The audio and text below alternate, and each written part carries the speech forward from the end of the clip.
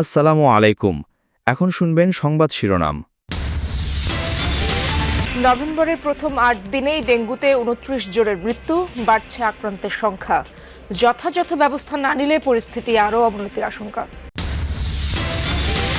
ফ্যাসিবাদী শক্তির গুপ্ত বাহিনী ঠেকাতে রাজপথে থাকবে বিএনপি, জানালেন তারেক রহমান। নোট অব ডিসেন্টের মাধ্যমে ঐকমত্যে পৌঁছানোই সভ্য গণতান্ত্রিক পথ। জুলাই সনদের আইনি ভিত্তি ইস্যুতে কোনো দল নয়, সরকার ডাকলে সাড়া দেবে বিএনপি। বিরোধ যাদের সাথে তাদের সাথেই বসতে চায় জামায়াত। সাতক্ষীরা ৩-এ বিএনপির মনোনয়ন ঘিরে দ্বন্দ্ব, কাজী আলাউদ্দিনকে প্রার্থী করায় ক্ষুব্ধ ডাক্তার শহীদুলের সমর্থকরা। রাজধানীর মোহাম্মদপুর বেড়িবাঁধ এলাকার একটি গ্যারেজে অগ্নিকাণ্ড, পুড়ে গেছে ৩টি গাড়ি। মোটরসাইকেল এসে আগুন দেয় ৩ ব্যক্তি। ক্রিকেটার জাহানারার করা যৌন হয়রানির অভিযোগ খতিয়ে দেখতে ৩ সদস্যের তদন্ত কমিটি গঠন। ১৫ কর্মদিবসের মধ্যে দিতে হবে প্রতিবেদন। আসসালামু আলাইকুম। এতক্ষণ দেখছিলেন সংবাদ শিরোনাম, এখন দেখবেন বিস্তারিত। নভেম্বরের প্রথম ৮ দিনে ডেঙ্গুতে প্রাণ গেল ২৯ জনের, বাড়ছে আক্রান্তের সংখ্যাও। এবার বৃষ্টি হয়েছে লম্বা সময় ধরে, যাতে বদলে গেছে ডেঙ্গুর মৌসুম। সে হিসেবে মশক নিধনে তেমন কোনো ব্যবস্থাই চোখে পড়ছে না। শুধু শহর নয়, ডেঙ্গু ছড়িয়ে গেছে প্রত্যন্ত গ্রামেও। সামনে পরিস্থিতি আরও ভয়াবহ হতে পারে আশঙ্কা জনস্বাস্থ্য বিশেষজ্ঞদের। বরগুনার খাদ্য নদের তীর ঘেঁষে গড়ে ওঠা এই জনবসতি, গ্রামের নাম লাকুরতলা। এই গ্রামেও হানা দিয়েছে শহুরে রোগ ডেঙ্গু। গত ৮ মাসে বরগুনায় ৯,০০০ মানুষের ডেঙ্গু শনাক্ত হয়েছে, প্রাণ হারিয়েছেন ৬৫ জন। এত রোগী এবং মৃত্যু অন্য কোনো জেলায় নেই।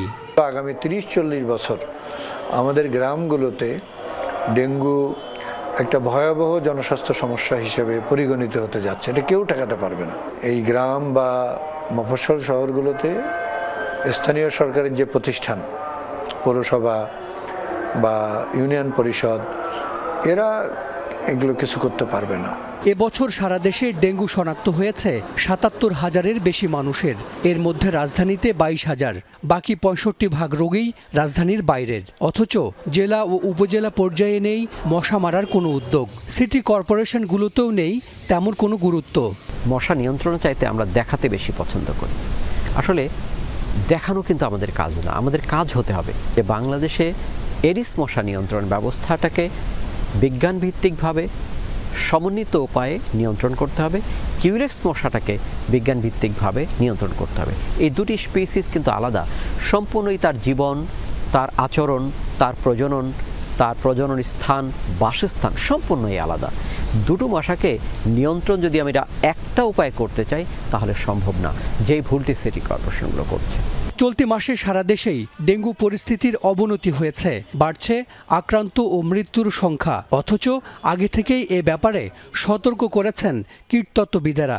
নেওয়া হয়নি সে অনুযায়ী ব্যবস্থা। পরিস্থিতির অবনতি হলেই কেবল নেওয়া হয় কিছু স্বল্প মেয়াদী কর্মসূচি। সারা দেশে আক্রান্ত বাড়লেও কাগজে কলমে মৃত্যু বেশি ঢাকা দক্ষিণে। এটা তথ্যজনিত ভুল বলছে দক্ষিণ সিটি কর্পোরেশন। সারা দেশ থেকে ঢাকায় রেফার হয়ে আসা রোগীদের বড় অংশ দক্ষিণ সিটিতে দেখানো হয় বলে দাবি তাদের। বিএনপি বর্তমান অন্তর্বর্তী সরকারের ওপর কোনো ধরনের চাপ প্রয়োগ করার পরিবর্তে ভিন্ন মতের জায়গাগুলোতে নোট অব ডিসেন্ট দিয়েছে। এটিকেই ডিসেন্ট ওয়ে মনে করে বিএনপি, এমন মন্তব্য করেছেন দলটির ভারপ্রাপ্ত চেয়ারম্যান তারেক রহমান। রাজধানীতে এক আয়োজনে বিএনপি মহাসচিব মির্জা ফখরুল ইসলাম আলমগীর বলেন, পুরনো অতীত ভুলে অসাম্প্রদায়িক ও প্রগতিশীল বাংলাদেশ গড়তে চায় বিএনপি। মাতোয়া বহুজন সমাজ ঐক্যজোটের আয়োজনে হিন্দু প্রতিনিধি সম্মেলন। রাজধানীর কৃষিবিদ অডিটোরিয়ামে আয়োজিত এই সম্মেলনে অংশ নেন সনাতন ধর্মাবলম্বীদের প্রতিষ্ঠান ও সংগঠনের বিশেষ প্রতিনিধি, সমাজ ও সংস্কৃতি অঙ্গনের নেতৃবৃন্দ, বিভিন্ন হিন্দু ধর্মীয় সংগঠন। সম্মেলনের প্রধান অতিথি বিএনপির ভারপ্রাপ্ত চেয়ারম্যান তারেক রহমান বলেন, কেবল আইনের শাসনই সকল নাগরিকের নিরাপত্তা নিশ্চিত করতে পারে। জানান, দলীয় স্বার্থে নয়, নোট অফ ডিসেন্টের মাধ্যমে ঐক্যমতে পৌঁছানোই সভ্য গণতান্ত্রিক পথ বলেও মনে করে বিএনপি। প্রতিটি নাগরিকের নিরাপত্তা দল, মত, ধর্ম, বর্ণ, রাজনৈতিক পরিচয় শেষে একমাত্র আইনের শাসন, ন্যায় বিচারী দেশের প্রত্যেকটা নাগরিকের নিরাপত্তা নিশ্চিত করতে পারে। অবশ্যই কারো দলীয় স্বার্থ বাস্তবায়ন করা এই সরকারের কাজ নয়, এবং এ কারণেই বিএনপি এই সরকারের প্রতি কোন রকম চাপ প্রয়োগ করার পরিবর্তে বরং ভিন্ন মতের জায়গাগুলোতে নোট অফ ডিসেন্ট এটাকেই বিএনপি ডিসেন্ট ওয়ে বলে মনে করে। জামায়াতের ডাকে সাড়া দিয়ে জুলাই সনদের বাস্তবায়ন প্রক্রিয়া নিয়ে আলোচনায় বসতে রাজি নয় বিএনপি। যমুনা নিউজকে দলটির স্থায়ী কমিটির সদস্য সালাউদ্দিন আহমদ জানিয়েছেন, জুলাই সনদের আলোচনায় মধ্যস্থতা করতে পারে কেবল সরকার, কোনো দল নয়। ভোটের দিন গণভোট হলেও রাখতে হবে স্বাক্ষরিত জুলাই সনদে থাকা নোট অব ডিসেন্ট।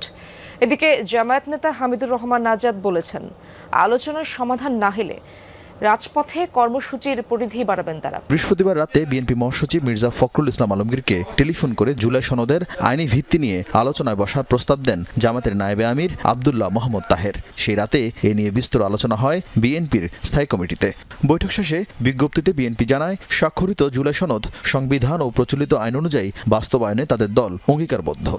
আলোচনায় বসার প্রস্তাবের পাশাপাশি রাজপথেও কর্মসূচি চালিয়ে যাচ্ছে জামাত জোট, যা ভালোভাবে নেয়নি বিএনপি। দলটি মনে করে ফেব্রুয়ারি নির্বাচনকেই বিলম্বিত করে ভোটের মাঠে নিজেদের শক্তিশালী করার কৌশলী পথে হাঁটছে জামাত জোট। সেই কৌশলে সরকারের ইন্ধন থাকার অভিযোগ তুলেছে বিএনপি।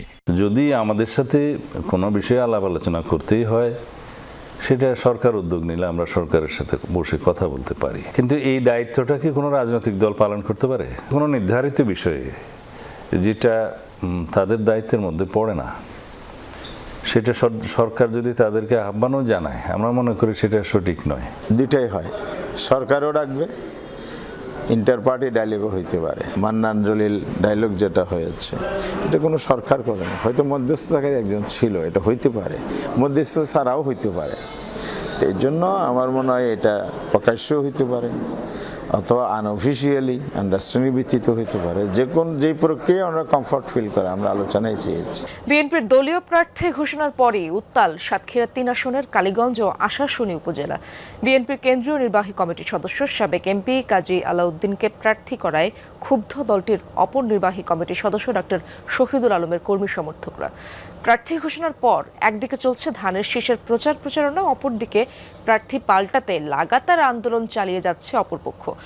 প্রশ্ন উঠেছে, এই সমস্যার সমাধান কোথায়? গেল 3 নভেম্বর বিএনপি প্রার্থী ঘোষণার পর রাতেই সাতক্ষীরা 3 আসনের নলতায় শুরু হয় বিক্ষোভ। পরদিন নলতা ও কালীগঞ্জ সদরে সকাল থেকে সন্ধ্যা সড়কে চলে বিক্ষোভ। একটাই দাবি, ডাক্তার শহীদুল আলমের মনোনয়ন।